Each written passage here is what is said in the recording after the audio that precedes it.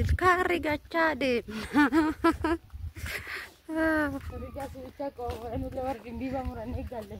Mee mul'attu maa deemta reeti?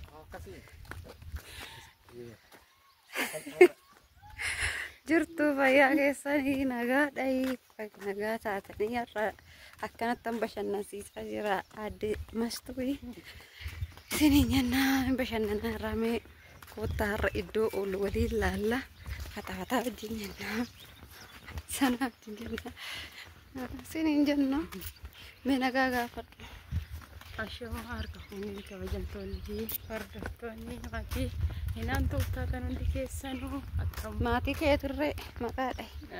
Maatii Mastuutu ishee rakkoo qabu nagaa jirtu nagaa keenya jirre galata waaqayyo. Kun magaalaa fallaa keessa shirri jechaa jira galata waaqayyo. Shirri har'a eessan dhaqu eddiinaan jechaa jirti. Maal ta'e kun gadootti tinuma naan deemtu namni bajaaji malee nama ajajaa shillukumaan na ofaarti. Lafa wani gisee tokko barbaachisaadha. Ispoortii hojjechaa irraa shiin kun nama ispoortii hojjennu fakkaata. Ispoortii hojjechaa irraa dhufaan tura.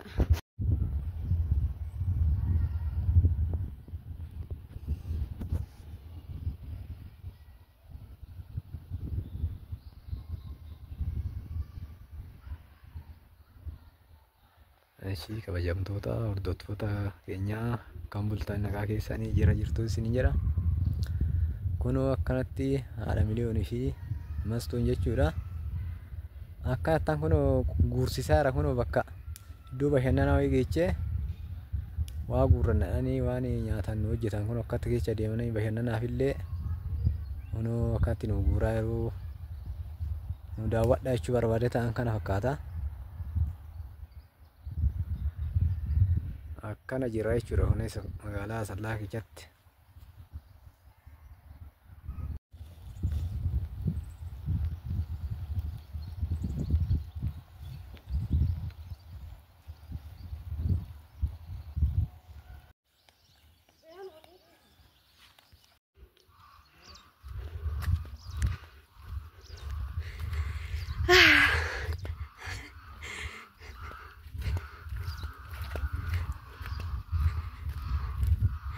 Sirra jirtu hordoftoota keenya ilmaala kanaanii qoraan keenya guurrannee galaa irra anillee dugdatti baadheera mul'atu. Mastuu fi abbaa miliyoona fa'oo qajeelchee dadhabnaan irraa fuudhee jechuudha abbaan miliyoonii. Kana fakkaanna ganni akkana jira.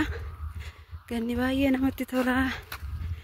Sinin jechuu jaallanna qe'ee keenya geenye amma immoo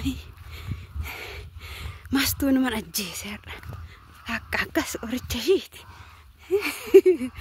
Akka warra ganna arabaa galu qoraan fa'a guursisuu akka eelee fa'a dhaabsisuudha. Akkasi qorichi zeesaan itti oo'a malee hin qorrachiisa san booda.